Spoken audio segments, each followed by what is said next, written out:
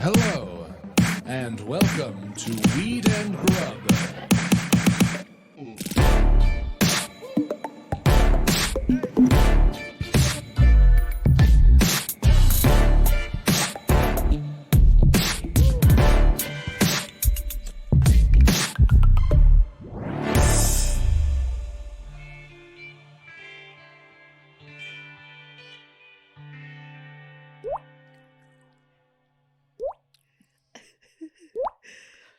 I'm in Waterworld. That's a good watery start to a very watery episode. Yeah. Nice. I can't believe that this is happening. I am I feel I'm having a slightly out of body experience, and it's partly because of who our guests are today and also partly because the gummies rock and I'm kind of like it's just spreading throughout my body now because we ate one on pod. Mm-hmm. Holy smokes. Like Philippe and Ashlan Cousteau on Weed and Grub. Wow. Yeah, I feel weightless, like I'm underwater right now. Nice. Truly. Cool. It's awesome. Like the inside of my body, my bones, Yep. floating so nice. Your floaty bones? My floaty bones. That makes me think of, have you ever seen a cuttlefish bone? Only on like cooking shows, never in body. Well, you know, like when I feel like everyone in the 80s had budgies and budgie cages, and the cuttlefish bone was something that people would hang in the budgie cage for budgies to sharpen their beaks on, which is so weird. Is a budgie like a bird? a budgie is a little bird. Okay. Yeah, they're like those little brightly colored birds. And I think maybe before people really decided that it was like not so cool to keep birds in cages, everyone had budgies in cages and they would sharpen their beaks on cuttlefish bones. And that's the coolest thing to touch one because it's just one single bone. It looks kind of like a used piece of soap. And they're just like, they weigh nothing. Wow. It's so cool. Wow. Fish bones, man. Fish bones and what are mine? Floaty bones? Floaty bones, fish bones, and floaty bones. What up, Mary Jane? How's it going, Mike? Amazing. Welcome to Weed and Grub, everyone. This is a podcast about comedy, Cannabis, cooking, culture, calling shit out, and conservation. Yo, Yes. let's go. Marine conservation. This, it was just like such an incredible interview. I'm so excited for people to listen. And I don't know, we have some other things to catch up on first, though. We do. We got some stuff to but talk also, about. I mean, can we do one more conservation moment? Yeah.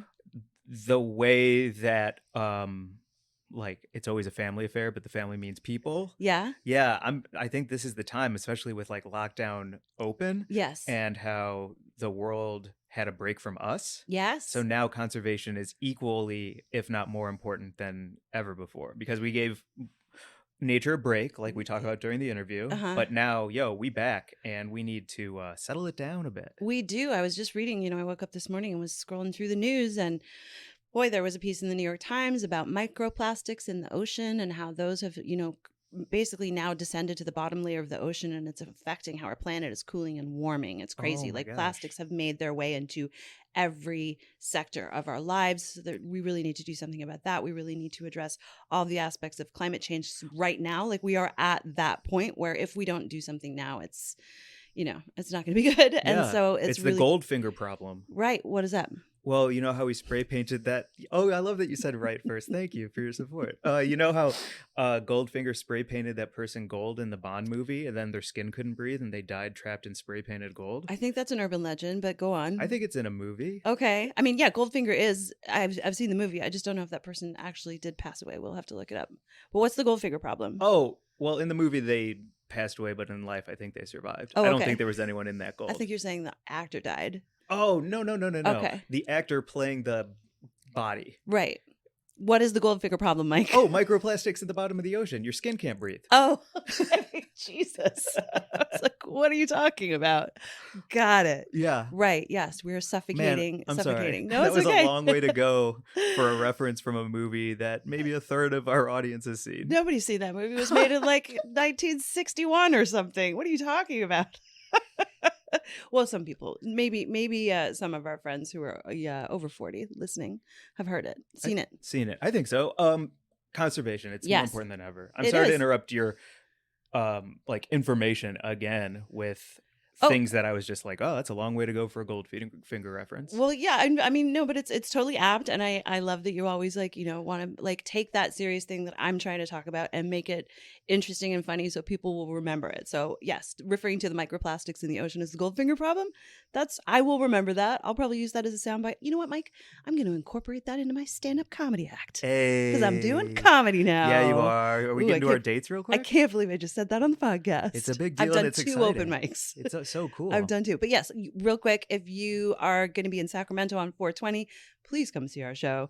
We have Mike headlining, and then Ali Lou, Baldev Sandhu, and I are all going to be featuring / opening for you.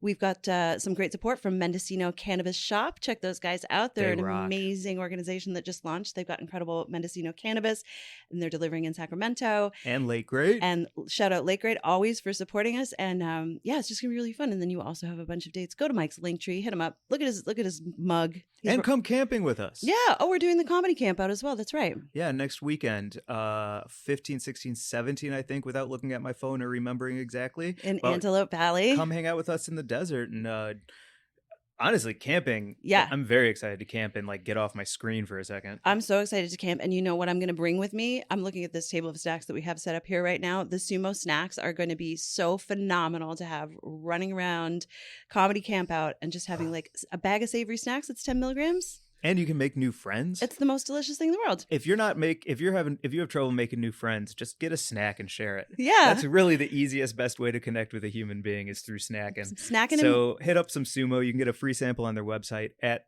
SeaWeed Snacks or SeaWeedNatural.com and make a new friend. Make a new friend. Snacks will help you make new friends. Also weed.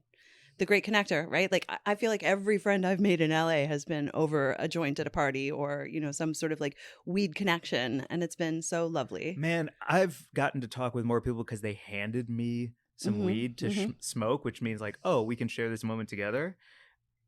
It's the best. It is.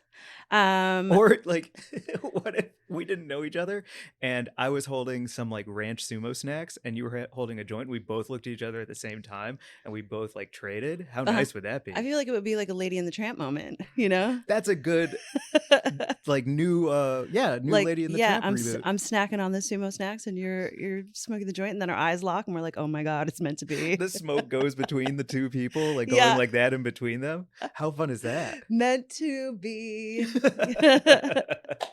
you want to get to the news? Oh yeah, let's do the Grub Gazette real quick. Our story this week is coming from a bunch of places. It's on gentlemantoker.com, and I also just wrote about it for High Times.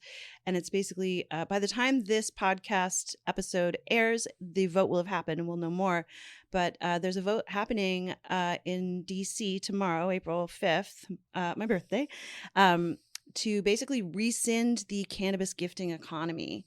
So it's a really complex issue. And I actually reached out to some people to try and get quotes for it, and they couldn't do it because there was like not enough time to actually explain the whole issue. So I can't really unpack the whole thing right now, but basically very quickly, Initiative 71 was passed by DC voters by an overwhelming majority. I think it's 68.7% of DC voters approved legal adult use cannabis in 2014. That's a lot of people. Yeah, it's more than 2/3. And then immediately, so the district, did you know that the district residents they have taxation without representation because they're not a state. And they also, their budget has to be approved by Congress. So even though DC voters voted to legalize recreational cannabis, Congress then immediately added a rider called the Harris Rider to the bill, which basically stopped any retail stores from opening, which created the gray market that we have in DC right now, where the gifting economy. So you go in and you buy a t-shirt and then you are gifted the cannabis. We experienced it. It was a beautiful way to do business. I mean, it's definitely a creative workaround, right? But it's not ideal. It's not ideal because it's basically set up tension between the medical cannabis dispensaries who are paying taxes and who are regulated and these gifting services who are not taxed and regulated. And so that like creates a lot of tension. And also it means that these retail businesses that have popped up that are gifting and delivery services aren't protected. And so there is this vote tomorrow basically to stop all of those gifting and delivery services from operating by fining them a crazy amount. I think it's $30,000 for the first fine, and closing the businesses down for 96 hours, basically for operating illegally in this gray market that was forced by Congress. So it's just this snake eating its tail of ridiculous fucking bureaucratic nonsense. So since this this will have dropped before we know what the outcome is going to be of this vote. Right. What can we say right now that like things can change on a dime, and so to be nimble and quick? Like what message is coming to mind for you in this moment without knowing what the known is? Right. So I think the message is your work is never done. Much like Philippe and Ashlan, we're talking about conservation. Your work is also never done with cannabis policy, because it will change depending on who's in power until it's actually written into law as a federal law, which, is not coming anytime soon. Even though the MORE Act just passed in the House for the second time, it's not going to make it through the Senate. I don't know of any single person in the cannabis industry or And that's a advocate McConnell thing, right? I mean, it's actually even a bipartisan thing. It's not a priority for the Senate to vote on it. And McConnell has said that it was a poison pill and that he would refuse to let it pass. So the MORE Act, even though it passed in the House of Representatives to legalize cannabis, probably won't make it through the Senate.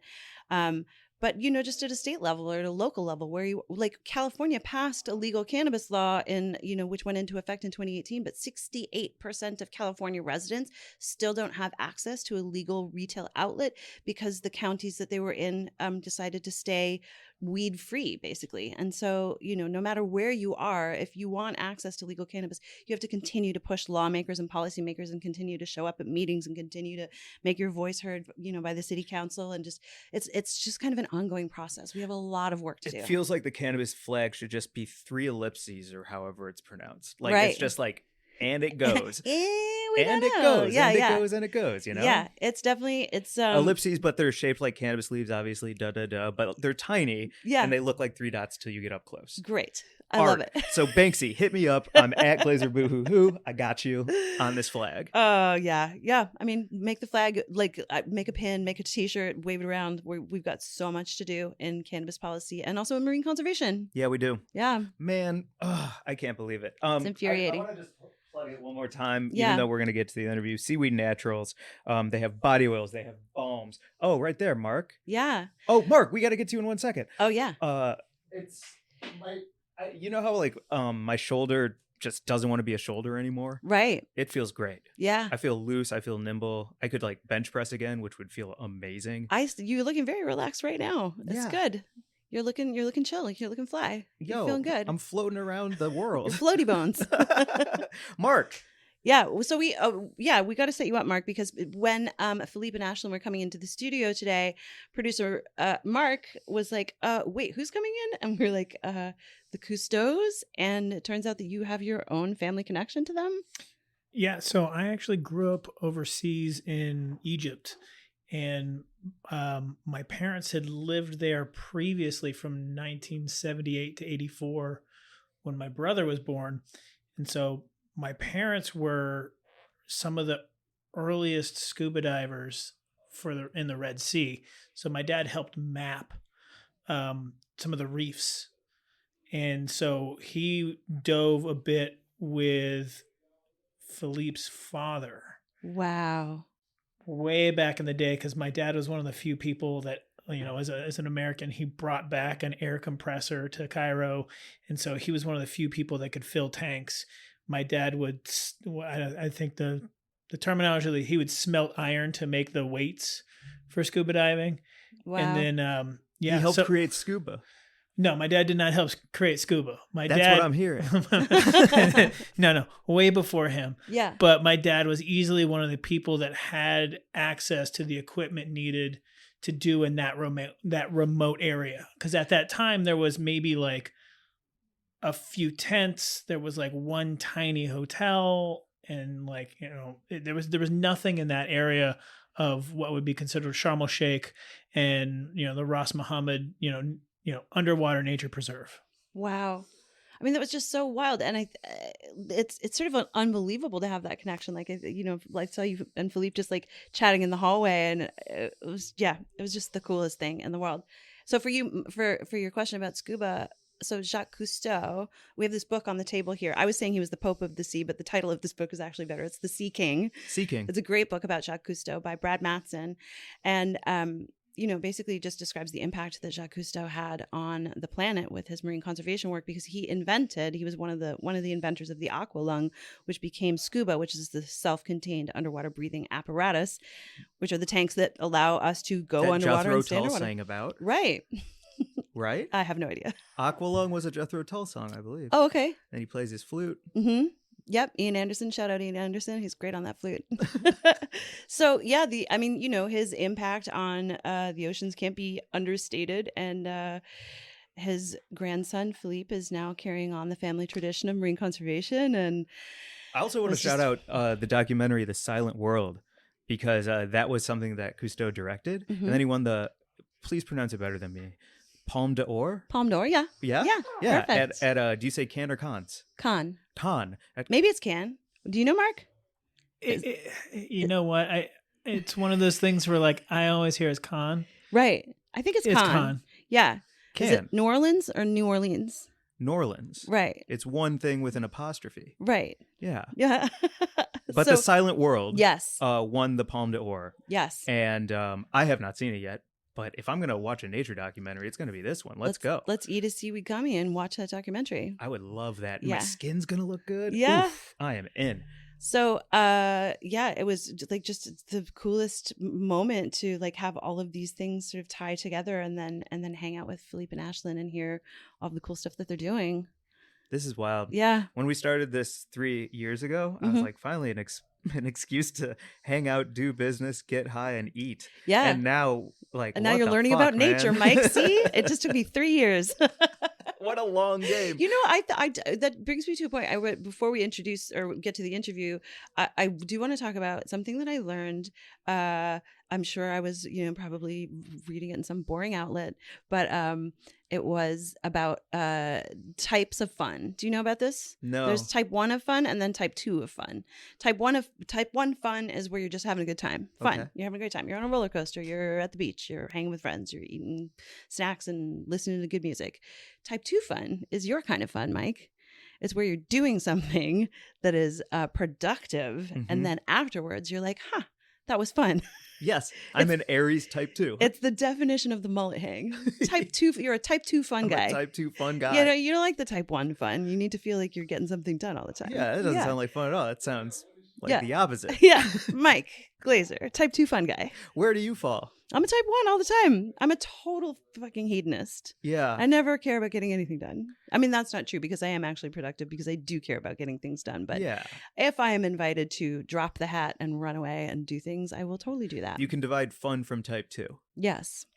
Respect. Type 1 fun. That's why Mark, this works. Where do you fall in line? I think I'm a type 2 fun, but that might be the Aries thing. Oh, you're an Aries too? Yeah. What? Shit, we're all Aries? We're all Aries? No wonder this room is so sexy. God damn, y'all. Okay, yeah. Okay. Shout out Top Tree Studio. Yeah, high above the Sunset Strip. Thank you, Top Tree, for having us. This has really become a really cool home. And I love the fact that we're in the blue room because it feels very marine. Like the vibe is really nice.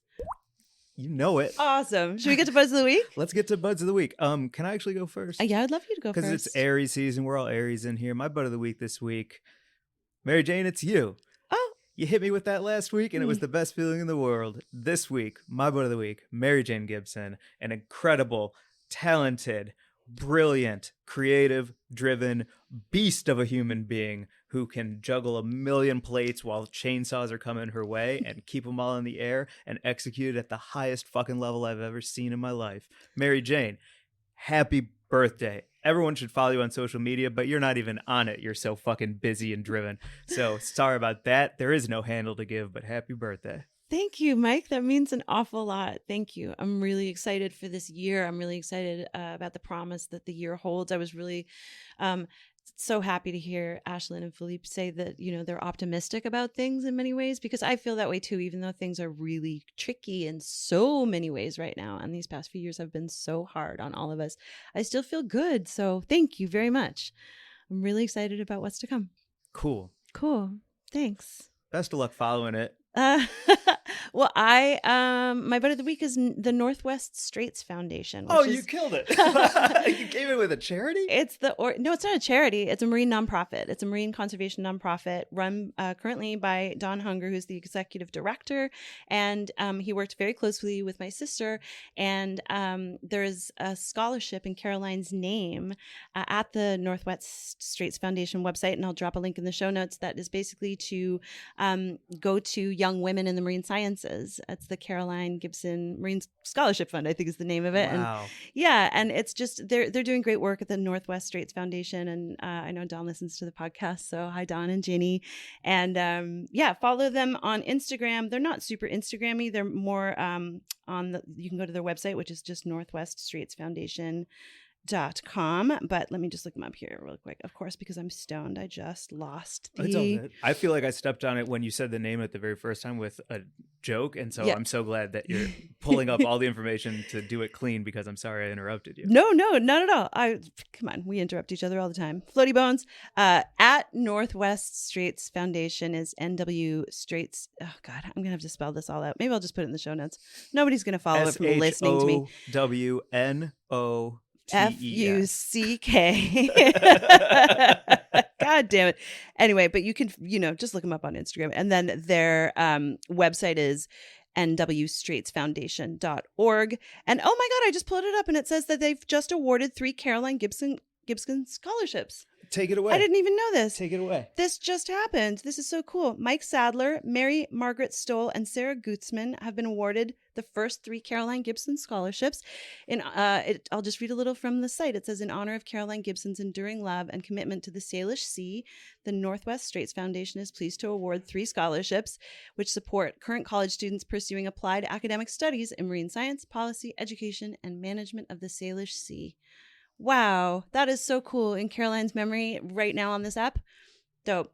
Fucking dope. Follow them. They're doing great work, and they're supporting people who are going to make a difference, just like our guests. Fuck yeah, let's get to them. Let's do it. Do you want to hit the intro? I mean, I think we've set them up pretty well. There's not much more to say other than that they really are just doing the coolest stuff in the most innovative ways, I think, with such open hearts and the desire to truly educate and inform in the fun, as Ashlan was saying, like she really wants to bring that fun storytelling aspect. Yeah. So it's kind of everything we love. Also, their fashion is sick. Yeah. I mean, come on. If you're not watching our YouTube to see their products and see them chat, Yeah. Sick fashion. I don't know if they're Aries, but they are both very beautiful. Let's get to it. Without further ado, here is our interview with Ashlan and Philippe Cousteau.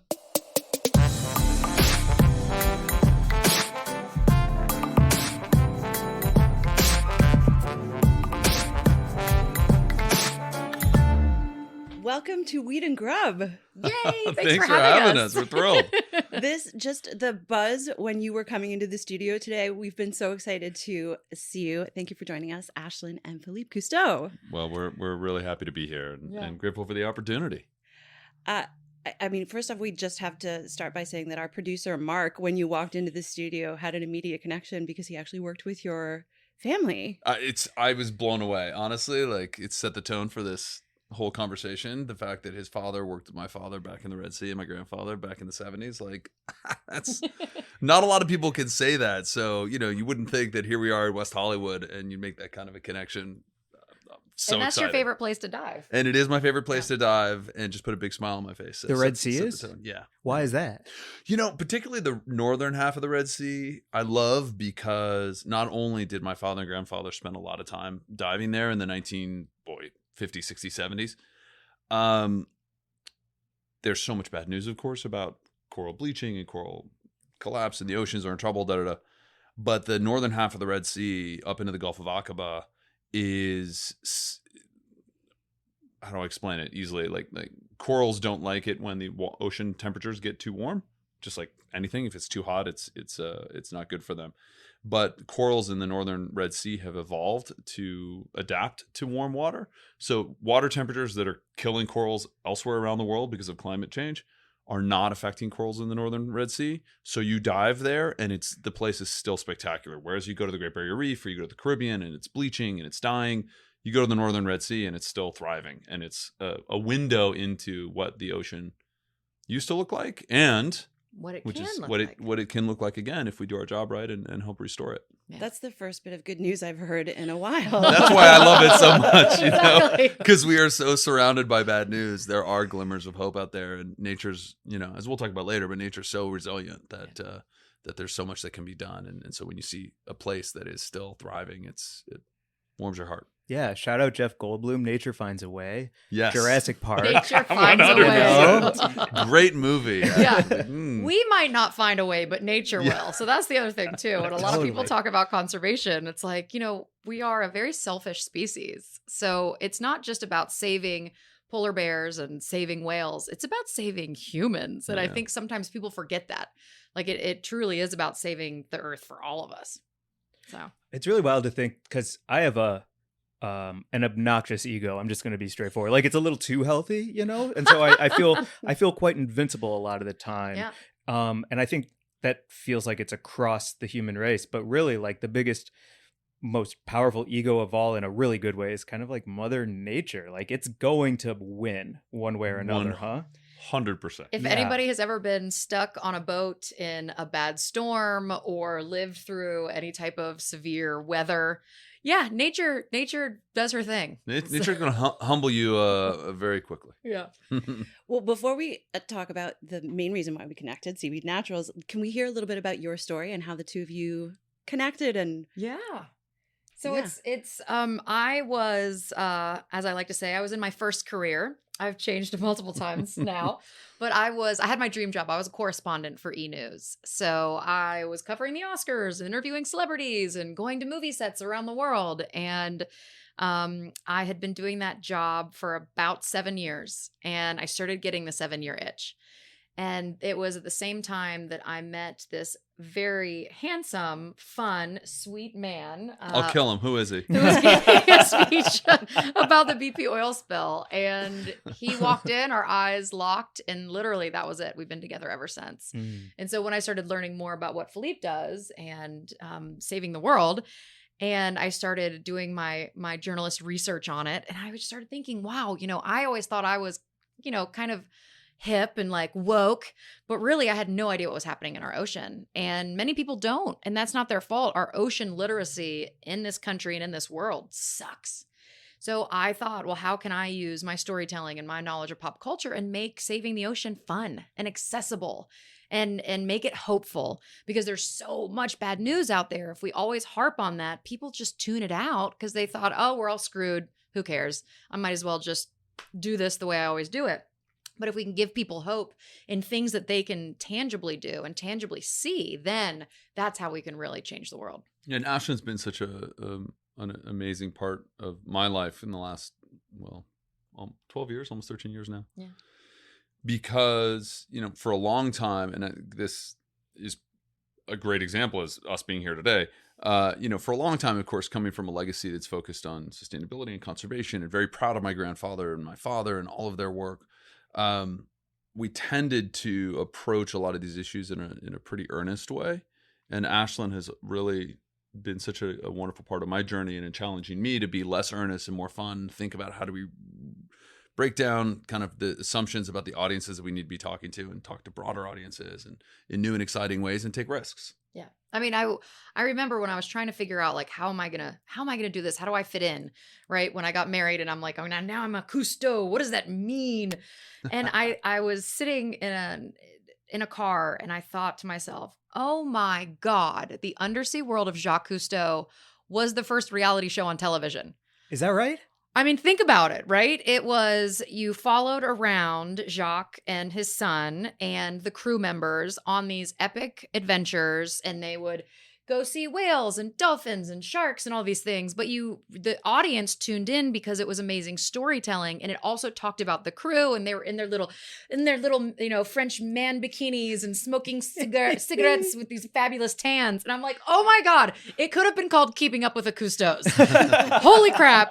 And that's really when I thought, okay, like we can do this, and people care, and people want to know stories about animals and about the ocean, but they also want to know stories about people, because people connect with people.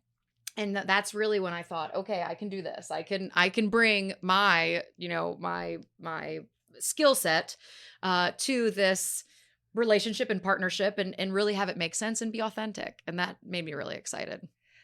It was required watching in my house when I was a kid.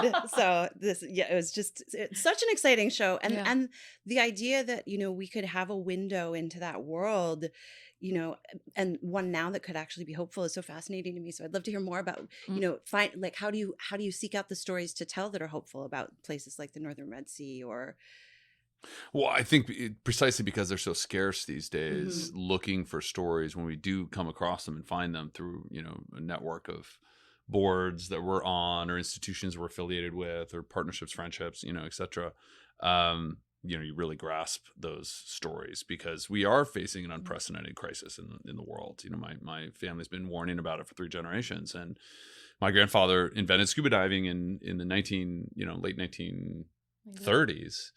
And, you know, it was one of those situations where, you know, prior to that, really prior to the World War II, we knew virtually nothing about the ocean. And it's hard for people, I think, today to grasp and get their head around that. Like a little over recent. 75 years ago. So recent. One lifetime. Literally one lifetime. There's like a lot of ocean on Earth, right? Yeah. There's a little bit. There's a little. You know, there's a little, and 70%. and there's a lot of there's some stuff in it. And 80% of all species. Right? Exactly. So the fact that, you know, our grandparents or great grandparents as children had no idea what dolphins and whales and coral reefs and sharks and all these things even looked like is pretty amazing. And in that short period of time, and let's say really post World War II, so the last 60, 70 years has been a period where we have gained this enormous amount of knowledge about the ocean and about its role on this planet as a driver of our climate and source of water and food and, you know, all these things that it does for us. But in that period of time, we've also learned that, like post-World War II has seen this enormous, dramatic decline in the health of the ocean, right? Just in the last, and in the planet, just in the last 40 years in our lifetime, we've lost half the world's biodiversity. Like half of the diversity of living stuff on this planet is gone. And we have little kids. We've got a little 6-7-month-old and a 2.5-year-old. And I think to myself, like, how dare we? Who gave us the right to degrade this world for them? They may not see wild elephants roaming in Africa. They may not see wild bees buzzing around our gardens. They may not see, you know, stable climate and healthy reefs and all of these things. And while they have intrinsic value on their own, all of those things are also important to regulating the systems from food and agriculture and, you know, our weather and all those things that keep us alive, as Ashlan said earlier. So how dare we degrade the world for them? And so when we see these stories that are hopeful, that can give us hope and give hope to people that we work with or tell stories to through the books or TV shows, whatever we do, we really grasp those because we need hope because it's sometimes feels like a pretty hopeless world out there. Yeah. Is there a time or moment that was like the first time you were in the ocean or you saw something or felt something that like connected you to either like the thing that your family has been a part of or for you, like that thing that like now the part of the family that you're a part of where like, I don't know, like, a dolphin kissed you on the lips or like, do you know, like there's like, you hear those hopeful stories. Were there moments for you that come to mind that like touched you in a deep, soulful way? Too. I've never had a dolphin kiss me on the lips, but that now has just risen to the top of my bucket list. That's a great bucket list. It is. That, you know what? Out of all the people on the list. planet, I feel like you can make that happen. Yes, I'm going to work on this. Yeah. I probably have to Dolphin rub whisperer? like sardines on my lips, which would be really gross. But of course, it would have to be wild dolphin because captive doesn't count. But so, you know, I think for me, what really captivated me, I was 16 years old and I went on my first expedition to Papua New Guinea, and I was out in the middle of nowhere in Milne Bay in southeastern Papua New Guinea. We were like days away on a research vessel from any civilization, as we would call it civilization. I mean, there were people that live out in these small little very remote villages and grass huts and, you know, fish out of dugout canoes and they would come out in their canoes and we'd trade with them rice and flour in return for fresh fruit. And it felt like Indiana Jones. I mean, remember, here I am 16 and we're diving all day and we're trading with these local communities, and then we're hiking up into the mountains because a few of the folks that work on the boat knew where there were these caves. I presume they're still there, filled with human skulls that are centuries old, and whatever culture or religion or whatever was associated with that has been lost to history. And so you walk through into these caves just with these human skulls everywhere. It's like a Hollywood movie set, but it's not. Wow. And carvings on the walls, and really being a kid of the 80s, growing up with Indiana Jones, I felt like Indiana Jones. And that experience really, and we were doing research, during the day and taking photographs, doing all these things. So there's a purpose for us being there, but it was also this extraordinary adventure that we were on. And I was like, oh yeah, I see why my father and grandfather loved doing this work so much. This is amazing. Mm-hmm. So I was bitten by the bug personally. Now, growing up with their stories, I always wanted to follow in their footsteps somehow, but had that experience when I was 16, I think in Papua New Guinea was really, And what was, just give them the anecdote about the shirt. That was Papua New Guinea, wasn't it? Which what? Well, if I tell you, I'm gonna like. You're gonna give it away. The which one? This is such a great team. Yeah. The teamwork is fantastic. Oh yes, that's right. Yes. Thank you for reminding me of that. Yes. Storyteller. So I remember. Yes. See, this is why he brings me along. The better 2/3 of the situation is sitting next to me. Thank goodness. So so I was and definitely something that I talk about a lot. I was up in the Highlands after we were filming and diving in Milne Bay. We went up to visit the Highlands for a little bit, to visit with some tribes that had not really ever been exposed to Western people, and I was with some researchers. And I remember walking down a trail, and they still hunt with bow and arrow and spears at the time, at least. And I remember walking down a trail, and there were several tribesmen returning from a hunt passing me, and they had some birds and things that they'd hunted, and they were wearing, beaded necklaces, and they have boar tusks in their noses, and ceremony, had feathers in their hair and grass skirts. I mean, literally barefoot and carrying bow and arrow, and again, kind of right out of a Hollywood movie, like super badass. Yeah, like yeah. real, like total badass, total inland jungle tribes, and but a young man at the back of probably 5 or 6 of these men that were hunting, barefoot, grass skirt, and a Lakers t-shirt on that someone had given him, clearly. Wow. And I was just like, wow, if the golden threads that unite us. And it just so happens I was born actually in Los Angeles. So I'm like, the Lakers shirt here in the middle of the jungle of Papua New Guinea was a reminder that we're all connected. Yeah. That's incredible. Wow. That's really special. Like, it was amazing. Whoa. Yeah. Whoa. And then you said you also had 2. Well, I have 2. I'll keep my first one is brief. And it was, we had a show on the Travel Channel for 3 seasons where we dove all around the Caribbean. It was great. And on our off day one time, we had not very many off days, but we had an off day, and it happened to be in a marine protected area. So there was just beautiful fish and eagle rays, and it was called, literally the dive site is called the aquarium. And I'm sitting there and I feel, when you're scuba diving, you could, underwater is actually a lot noisier than most people think. So it's kind of like noisy. You can hear ships, you can hear fish, you can hear coral, da da da. But I just felt like something was next to me, and I was like, huh. And I look over, and there is this massive grouper. I mean, massive grouper. It was a Nassau grouper. So they're these big, giant groupers. And I remember Philippe had always told me a long time ago that groupers, now, no one's supposed to touch wildlife. Let me say that. No one's supposed to touch wildlife. But my husband did tell me a long time ago that groupers like to be scratched under their chin. And I was like, huh. Now, groupers also have very big, scary teeth. But he just came up and stared at me right in my face. And I was like, huh. So I just put my hand out just to see what he would do. And he put his chin in my hand. And I was like, oh. And so I gave him a little scratch. Sorry. Again, don't touch wildlife, everyone. He did that little scratch. And then he started swimming away, but he kept looking back at me. And Philippe was watching this from a distance. And he's like, you're just freaking out because you're like, what is happening here?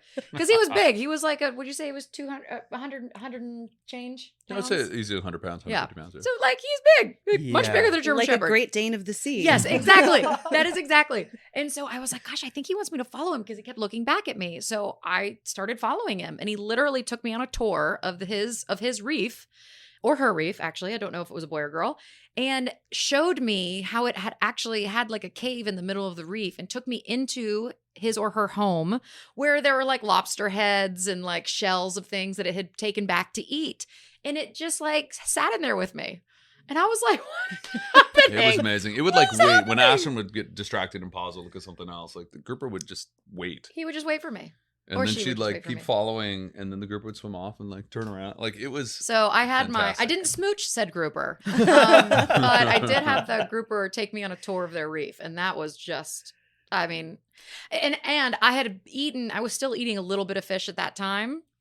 Philippe doesn't eat any seafood and never has. And after that day, I was like, okay, done. I'm done. Yeah. They really do have feelings and personalities, and my little grouper friend. Yeah. I would say that then probably the last story that for us is Marshall's, right? Yeah, that's what I was going to say. We went out and filmed a documentary special for Shark Week for Discovery a few years ago called Nuclear Sharks. And we went out to the Marshall Islands, which is the island chain way out in the middle of the Pacific Ocean. That's about as far away from anything else as you can be. And we went out because we'd heard rumors that the reefs there, particularly in a place called Bikini Atoll, were thriving, and there were massive schools of sharks, and that was really unexpected because during the Cold War, that's where the United States did all of our nuclear testing. So we detonated 23 nuclear bombs on this part of the world, and destroyed everything within miles from this test site. And it was our largest hydrogen bomb ever detonated, called Castle Bravo. And when that went off, it was, I think, a 7-mile destruction radius. And I mean, it just vaporized everything, 1,000 times stronger than the bomb we dropped in Hiroshima or Nagasaki. Like, to give you an idea. Exactly. 1,000 times stronger than that. Yeah. Like even the scientists didn't know it was going to be that big. And so it was, I mean, it just decimated the area, as you could imagine. And when we dove in the crater of the bomb itself, there's still nothing there. There was like a little amoeba fish that was trying to like suck on one of us, like attached to us. But when we went out of the actual blast site and just walked a couple feet, I still get chills when I think of how absolutely beautiful it was. And it was only 60 years after we threw hell, fire and brimstone at this place in the form of a nuclear bomb. And 60 years later, it hadn't just come back. Nature was thriving. And so it's that thing where, as a conservationist, that nature can come back, nature can restore, but it's not until you actually see it with your own eyes where you're like, oh my gosh. And it was that, still to this day, I think, was one of the most moving thing that I've ever seen in my life. And that is also what made me just double, triple, quadruple down on this mission to save our planet, because it's true. If we give nature just a little break, then we can save the world. And we even saw it during lockdown, right? COVID. I mean, all the stories around the world of like dolphins in Venice and, all these amazing things. Fish and wolves and the deer walking back into like communities and sheep, mountain sheep coming down into little towns. And nature is amazing. And that was, I think, for both of us, one of our most impactful experiences. Yeah. If we give her a little break, maybe just a little. That's it. Yeah, just a little. That's all she needs. If we followed any of the recommendations that any of the climate change scientists are saying, 100%. Well, I think that brings us to SeaWeed Naturals. Exactly. Which is this incredible line that is brand new. Yes. And smells so good. My house is like a haven right now. Thank you. The fragrance is a big part of it for us. Yes. Yeah, we're three weeks post-launch, right? And we're so excited, but it's true. That's Philippe and I've always wanted to do something, because we always talk about this. We always talk about businesses for good, and we always, in our speeches, and we talk to the UN, and when we talk to politicians, and we're always like, yes, business should be used for good. And we were like, we need to put our money where our mouth is. We need to show people that you can have a business that creates positive impact, that makes money, that's good for people and good for the planet. And we always, obviously being ocean people, we know about the restorative nature of seaweed and how important it is for our ocean, and also how great it is for your body and for your skin. And then omega-3s, a lot of people take omega-3 pills in the form of fish or krill, but they don't realize that, number one, that is horrible for the oceans. It's just devastating wild fish populations. And fish and krill don't make omega-3s. They get it from eating algae. So literally, if any of you out there, please, for the love of the ocean, if you take omega-3 pills, just take the vegan ones. Take the algae. You're literally cutting out the middle fish. And so that's what we did. So we made sure that everything in here has seaweed extract from a restorative farm in Maine that's helping out-of-work fishermen and women who normally fish lobster, but because the ocean was warming because of climate change, they were going out, the lobster are migrating north. And so these people are out of jobs. So this company came in, taught these fisher people how to farm and guaranteed how much they were going to buy back from them at the end of the season, giving them truly sustainable jobs. And it's also putting oxygen back into the water. It's giving nurseries for fish. It's sequestering carbon. So it's helping fight climate change. And then we also did the vegan omega-3s too, because we just wanted people to know that there are other options out there.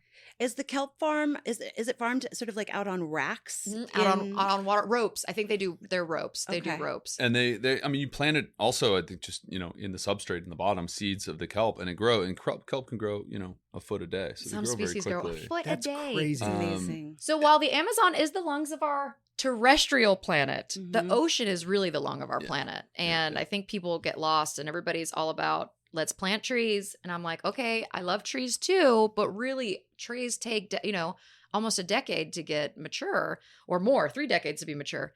Kelp and mangroves and seagrass, I mean, they grow so quickly like that. The ocean is truly our answer to the climate crisis. It's really interesting to hear all of this because there's so many cannabis companies that they plant trees as they farm and they want to do sun grown, they want to do organic. But the idea of using the ocean, which regenerates this quickly to create, man, I'm fucking blown away. You know what I mean? And it was all just this idea. Like, we were looking around, we were, as Ashlan said, looking to do lifestyle, looking to develop a brand, etc. And over the last few years have really gotten into wellness and cannabis through our co-founder and good friend of ours, Jill Velasco, who's been in the industry for several years. And we started thinking to ourselves, maybe there's a way. We started looking around also at the wellness space and started realizing, all right, it's not very sophisticated, like from a ingredient product perspective. Yeah. We don't know, we haven't been able to find any other wellness brands that utilize other active ingredients in their products, which is like standard course for the cosmetic space in general. Particularly seaweed is like in so many different cosmetics products. Most people probably have a product on their, in their bathroom that has a seaweed extract in it because, as Ashlan said, they've all been clinically proven to have all these enormous benefits. And so we started thinking, here's an industry that's ripe for innovation, ripe for expansion and more sophisticated products. So why don't we take all these amazing active ingredients from the ocean and combine them with THC and CBD in our products, and like all of a sudden it's like a totally new product, Powerhouse. and a total powerhouse product that's unlike anything that exists in the market today. So we have, it's a cannabis product. THC, CBD, our gummies are 10 milligram, like delicious. We think delicious gummy. We spent a lot of time on formulating them, and they're beautiful. I don't know if you can open it. They're starfish shape. Yeah. They're little starfish. They're little starfish. And both of us take gummies to sleep because the world is hard to close your eyes to. It is. And I recently stopped biting my nails. Let's see if we can do this. But the idea that these have melatonin in them as well is so smart, so exciting. That's actually what got us into cannabis. That's what got me into cannabis was after our first child. After I was done breastfeeding and my hormones were all over the place, I could not sleep. I couldn't sleep and I was a crazy person. And it was our friend Jill who gave me a nighttime gummy that had melatonin in it. I took it. Them down. It was like the best sleep I've ever had in my life. And honestly, if this formula that's in your hand, that is almost the same formula that helped me sleep. And it's, when you don't sleep, you are a mess. Like humans need to sleep and it's really hard to sleep these days. Falling asleep as the sun comes up is like one of my worst habits. And every time it happens, that I'm gives like, me anxiety thinking about it. Because you lose a day of your life. It's not, you know what I'm saying? These are adorable, Thank by the you. way. These are awesome. And they're easy to nibble if you only want if you want like a 1.5 little microdose, take a leg. And then I'll take a leg. Yeah, they're brilliant. I know we're recording another ep after this. I apologize, but we got to know. I would be remiss right now if I didn't shout out someone who I know listens to the podcast, who's the executive director of the Northwest Straits Foundation. His name is Don Hunger, and he was my sister's boss. My sister was almost exclusively working on kelp reforestation in the Salish Sea. And so this is just so cool to see a product that is combining all of the things that my family loves. I'm here on the sort of like the cannabis aspect, but my sister was on the...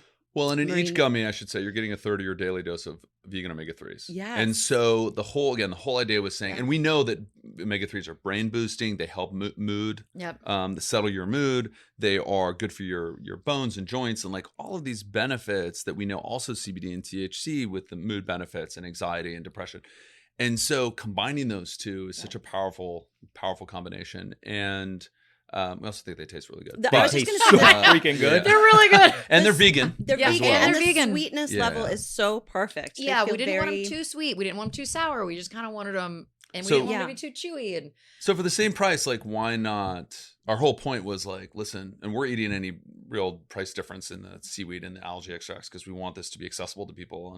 And for the same price, you can have just a better, more sophisticated product than anything that exists, we believe, on the market right now. And helps the ocean. And also, just by buying this, Yeah. you're helping restore the ocean, put people to work, helping education, because we give 5% back to education in communities here in Los Angeles, and all about helping underserved communities, historically neglected communities here, have access to mentorship and economic training and et cetera. And so into the blue economy specifically, which is the economy around the ocean. So we're we were an values-based brand. That's where we started. And then we reverse engineered and figure out how do we create a product and how do we create packaging that delivers on that, as opposed to creating something and being like, well, we need to do something good now.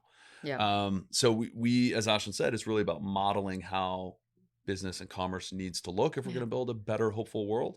And it just so happens we think making, you also can't skimp. They have to be awesome products or else people aren't going to buy them. Right? They have to be a great product, have to be great gummies. The bombs were really helpful for me in sports and any injuries. I had a long time shoulder injury.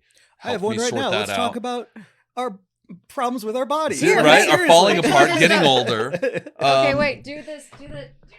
That's the one right now? That's the THC heavy. There's a THC heavy and a CBD heavy, but go THC. Did you put heavy. it on air? Oh, it smells so good. I know we worked hard on the Smells like my fragrance favorite. because I like to say it's like a warm breeze coming off the Mediterranean. It because really it's is, like 'cause it does- lavender and lemon. Yeah. and, And it has almost like a saltaire sort of briny quality. I don't know how you got 'Cause that in there, but it's I wanted magic. dudes to be okay with it too. You know, like Yeah. nobody wants to smell like Ben Gay, but not everybody wants to smell like lavender either. Like, so I had to. So we worked really we hard. worked hard on that. on the fragrance part of it too, and then of course tinctures. The CBD rich tincture is like my go-to daily because it doesn't like Because we have mess two you small up, kids. and you got kids to deal with. You got to work. You do all those kinds of things. Yeah. I just take the CBD tincture because it kind of makes me, if I'm like at an anxiety level like 8, it'll drop me like a notch and a half. Just Perfect. take the edge off, Yeah. so that like just smelling out just a little bit. It's like, but I can still focus. I can still work. I can still be on. And then the THC tincture is for fun. We like mix I it into a love how juice or this something like that and drink it in the feels. afternoon. Mike's buttering up his shoulder for anyone who's not watching and just listening. Why wouldn't you want to watch this? I think it's amazing. We're on YouTube Oh, now, it too. feels so good. And Mhm. Man, I'm in heaven right now. Thank you guys. Well, we appreciate Thank you it. both Yeah, so we're, much. No, we're so excited. We just we're so excited. yeah, about we just it. hope people love it as much as we do. And Was there a discussion? Like, how did you two approach the discussion of being like, what if we get into the weed world? Was that a That was- weird? that chat was to a have? very weird conversation that our Yes. friend who was in it, she's like, you guys should really Well, think you about. got to tell them the story of the genesis of the whole. Well, yeah. So Jill was always like, you guys need to get into cannabis. You need to get into cannabis. And again, Philippe runs a nonprofit that's about educating youth to save the planet. So we're like, I don't think we can do that. Yeah. Like, he educates kids. I don't think we can get into cannabis. But after, I think it was a couple glasses of wine, I'm pretty sure it was me. No offense. But because we can't remember, agree. but we're like, Usually we're pretty is. it was me. I was like, wouldn't it be funny if the Cousteaus had a cannabis line and we called it SeaWeed? And then like we couldn't stop thinking about it. And a couple days went by and we were like, could we? No, we can't do that. Well, and then we just kind of started really thinking about it and started researching the market and yeah, and we were like, oh my gosh. SeaWeedNaturals.com was available. We were like, well, that's a sign. And, and like, just we could- really we looked can at do this. all of our favorite products and started digging into ingredients and started being like, oh, because ultimately, if we can help build the demand for these kinds of restoratively farmed products and ingredients from the ocean that have all these benefits that Ashlan mentioned, like the climate change, product jobs, Yeah. why wouldn't we want to do that? And so, yes, it was controversial. I mean, look, my family was kind of like, what are you doing? Like people like cannabis. My like, parents were like, that's you know. a great idea. Some press has been like, really? And, you know, and folks in the industry, but we really felt like, wow, this is a risk, you know, kind of worth taking, and that we want to be bold and innovative and challenge convention and think differently. And why not this industry that is like really, I mean, it's a baby industry, but the potential for growth is enormous. The House just passed. It's going to happen, right? The House just passed the bill. Don't know if it'll pass the Senate or not. Oh, but that like, was knocking on wood. it's going to happen. It'll happen. happen. So it's just a matter of time. And like, wow, why can't we help to hopefully lead the way for it to be just a more conscious approach to creating great products for the consumers that also happens to just help the world. So how are you currently navigating the sort of like patchwork, states' rights market with this line? Are you available? We're Focus just is in only California. California right now. Just in California right now. Mm-hmm. But yes, we're actually going out to raise more money next week. And as soon as we do that, then we're going to start looking at other states. But we just figured we live in California. We're here. It's the biggest California, market, right? Exactly. Yeah. It's the biggest market. And this is where we should start. It just felt, and I think too, the whole thing that is exciting about this for us is the whole brand is so authentic. So we were like, well, we're living in California. So we have to, let's do California first. Totally. So that's why we did it. And I'm going to put it out there now on this pod. Also, Discovery Plus, listen to this episode and give them a new reality show where you get to like travel all over educating, like supporting your own brands and, streaming services. Like, let's go. What are we talking about here? Honestly, I like that idea. I agree because there's just so much that we can learn from other people and other cultures and yes. Cool. Dream Yes. show right there. Great. We put it in the air. Gotta put it in the air and in the sea. Yeah. I love this. Yeah. Sorry, but like, Thank you. this is awesome. Thank Just you. gotta be straight up. It's again, we tested a lot of this stuff out for a long time. Been working on this for 3 years with our families and family friends and people with hip pain and joint pain and arthritis and all these things, and all of them to the one were like, this is extraordinary. And of course the topicals, they're not psychoactive. So, THC it's not just about getting high. It has so many, benefits therapeutically. And so we have so many of our friends that use these, use the topicals, and then sleep gummies, and the day gummy is a lot of fun too, I will say. And the tinctures, I mean, the whole line was really designed to be, what we need. We're developing other SKUs as well, more microdosing approaches, some hybrid, indica sativa kind of products. And but yeah, we're really thrilled with kind of what we're doing and the momentum we're building, and it's great. Did you notice an uptick in your popularity when you launched the line for all your friends who were like, hey? And they were like, yeah, oh What's yeah, up? for sure. Much more true. people come over now. Yeah, And we're everybody's like, so what time are we supposed to come over? Because we'll come over early now. Yeah. We're like, okay, we got it. Like, We fine. understand you. Any more of those gummies? Yes, absolutely. I want my omega-3s. Sure you do. Yeah. Right, right. Yes, that's All That's- use is medicinal, right? yes, exactly. But if you could have your cake and eat it too, as we say, why not? Yeah. Well, where are you available right now in California? How can people find SeaWeed Naturals? So we're on Grassdoor for D2C. Like, so Through if you our go to our website, seaweednaturals.com, it'll show it anywhere. More or less, they have the whole state covered. So they will get it to you. Delivery at home. Yep. And then we're on the Same road. day usually. Same day Yeah. delivery Mhm. usually. Yeah. And then on the road right now, opening up more dispensaries. So we have Fountain of Wellbeing in North Hollywood. We have Golden State Greens down in San Diego.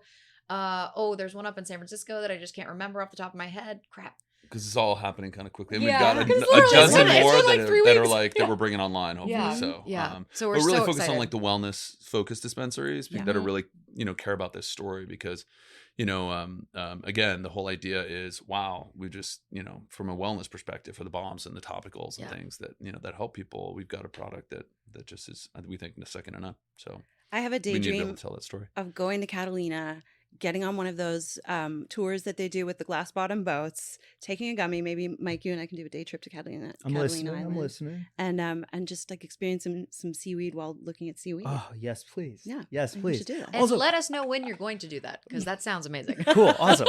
We have an awesome place. There's a cat named Bigfoot that we're very friendly with. Yes. Okay. We got the In plug in Avalon. Catalina. Okay. Yeah. Yeah. Can we take Weed and Grub like on the road and I do think like a we could do like a little cruise. yes. There we go. where Yes. we little, just make it little Then happen. we go outing try and to befriend adventure. a buffalo. I'm Yes. into that. Yeah. They're So- on the other side of the mountain. Yep. I gotta be honest. I've never scuba dived Mhm. before. It's kind of intimidating to me to be underwater at all. Can you just talk for people like me who have a great respect for the ocean, Mhm. but also are nervous about being in it? Can you just talk about like what it's like to be down there a bit? Because Yeah. I gotta tell you, Yeah. when we went on a boat in, I can't say where it was because we were kind of sneaky. No, about it. we went to can talk- Tatoosh Island off the coast of Washington, Okay. near Nia Bay. Yeah, and saw what kind of whale was gray it? whales. Gray whales. Oh yeah. Freaking breach. Yes. And go out and then splash and then learning that kelp is like what is it like to the core of the earth? How long is that stuff? Like it's I mean, kelp grows. I mean, it needs sunlight, yeah. so it can grow easily 100. Depths of about 100 something feet. Yeah. Depends on how clear the water is, whether it gets sunlight at the bottom. Amazing. So can anybody enjoy underwater is really what I'm asking. Yes, because I actually, because Philippe, I feel like he was born with a scuba or a snorkel. Probably you were born with a snorkel in your mouth. But for me, I didn't learn to scuba dive until Philippe and I met. And I know a lot of people are scared because they think that they're going to feel claustrophobic. Mhm. But it is actually the total opposite of that. Once you get down there, you feel so free. I mean, Yeah. you're flying. And if you do go and swim like in the kelp forest, you actually feel like you're flying through a forest Oh, because you're It weightless. You can move, you can use your breath, your inhale and your exhale to control. If you go up or down, you're flying on earth. And that, and the species that you see are just things that you can't make up. I mean, literally, James Cameron said like all of the things from Avatar are from the ocean. Like they Yeah. are He's a all off huge ocean ocean guy. animals because Mhm. you Yeah. can't. If you tried, you couldn't make up weirder shit than what's in the ocean. Like, I mean, Right. there's see-through. There's like see-through animals. There's fish that have antifreeze in their body that lives in the you can't make up this Yeah, stuff. it's Vampire extraordinary. squid. There's Come on. yeah, Right? exactly. And cool names. And Yeah. I love it because like here we are sitting, we're stuck on the couch, right? But if you're diving and you're sitting here or you're in a space and you're just like, I want to go see what's up in that corner. You just like You just go. lift off, Oh. just Yeah. float up there and Yeah. just go It's see. And and you explore amazing. this world in a 3D dimension that as terrestrial species, gravity prevents us from being able to do on land. And you can just fly. I mean, you fly. It's amazing. The And way you no just one can did reach that. you on your phone. Yeah. That's also That's really the other bonus. like you are Phones don't work disconnected. underwater. Thank goodness. wow. You just I've made me never think of heard- like Baryshnikov. Like anyone could be Baryshnikov or Ab- Peter Pan. Absolutely. Underwater. Exactly. Absolutely. You Yes. float with grace and just explore a whole new world. Mhm. It's It's really, life changing. yeah. It and really nobody's is. hitting you up on Slack. Exactly. You are not worried about any of those things while you're down there exploring. I've Yes. never heard a better. It's not even a pitch. It's just the truth. It's just Yeah. liberating and free. It's, It's- unbelievable. Like grab some SeaWeed Naturals. Well, that's it. It's And very fly. kind of similar. It's Exactly. like it's very, I think, in line with kind of the feeling and the ethos of like just this freedom and that's true. this sense of liberation You're right. that I think summarize, embodies the best of the cannabis space. And so, yeah, Plus, if you're not a scuba diver, you're missing out on 70% of the planet. Yep. Yeah. Yeah. Do you know what I did on my birthday? I went to IKEA. Like, what am I doing? I hope you had some gummies for that experience. will 'cause change it. that would gives me anxiety just thinking about it. You can only go stone. Yikes! Yeah. That's the only way you can go. Yes. Well, what an honor and a pleasure. This was the best episode for me of Well, Weed and Grub. thank you. We've reached our pinnacle with this. Thank one. you so much. We're We so grateful. are so happy truly. to be here. Thank you guys. I mean, to have this all come together as we wrap up, but having met Mary Jane and started this podcast, and then like meeting your sister Caroline, and then hearing that your dad, like, and having you come from a Mm. history of like, didn't you have like squid in your living room? I ate dried squid as a snack when I was a kid. Oh which no, is- what, I grew up in cuttlefish? Newfoundland, so Oh, yeah, that's- my Ah, sister there had you go. cuttlefish in a tank, and they would ink when you walked by, which was Oh, that's they awesome. would. yeah, she had to clean it out every day.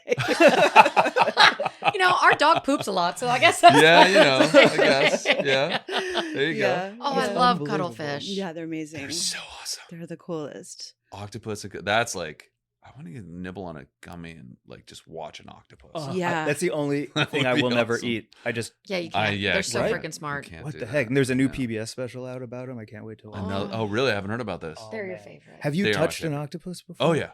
So you know the movie My Octopus Teacher? Yes. So I had a similar experience years and years ago, just in a week, where there was, I love octopus, always have, and I was diving in a place called Bonaire, and there was a little octopus hiding under a rock just off the pier, and I found it on my first day diving, and I went and visited it every single dive for that whole week. And over the course of a couple days, from being afraid of me, it started coming out of the rock and then would come up with its tentacles and like touch my face mask. And like I'd put my finger out and it would wrap its, tentacle around my finger, and it would just kind of hang out. We'd hang out together. And if another diver would come by, he'd disappear back into his hole. And that diver would go away and he'd stick his head out and he'd look around, and then he'd kind of come out and sit with me. And just in the course of like 7 or 8 days. And yeah, they are such extraordinary animals. They are, honestly, if they like had opposable thumbs and were bigger, they would like be our overlords. Yeah. If they lived longer than a year, yeah, we would all be that's the working other for thing. them. Thank God they only live a year or two. Like otherwise they would rule this planet because they're 1000% like smarter and like more amazing than us. I feel like that's what those Simpsons aliens are based on, which Yeah. might be too Yes. specific Exactly. a reference. No, I think you're probably 100%. right. That is Yeah. exactly what they are. Uh-huh. Oh man, I hope Discovery Plus is listening because Yep. this is a show. We've got some nuggets in here. You have a show. Yeah. Mary Jane, happy birthday. Oh, thanks, Mike. Yeah, Yeah. I mean, just so This we all is know, a happy like, birthday Happy This is our episode birthday. dropping This right is after. an amazing way to birthday. celebrate. Thank you. This is Oh my just about the goodness. coolest thing I could possibly do on my birthday. And I'm also so thank enjoying you. your shirt. Oh, thank you. It's prehistoric sharks. I had Yep. to wear it for today. So thank you. And thank you so much for coming. This is just absolutely amazing. Please come back anytime to tell Oh, us yeah. more stories You and got it. talk about new products and initiatives that you're, putting in place to save our planet. Absolutely. We will. Thank you. It's amazing. We're very Yeah. excited. Click every link in our show notes. Go Yep. on at Weed and Grub on Instagram. Are and you on click all the Instagram with links. SeaWeed Yep. Naturals? You are? Yes. Great. We're seaweed.naturals on Instagram. Great. Got it. Click, click, click. Follow. There we go. That's it. Thank you so much, Thank Ashlan you. and Philippe. This is so fun. You. Thanks. Bye, everyone. Bye.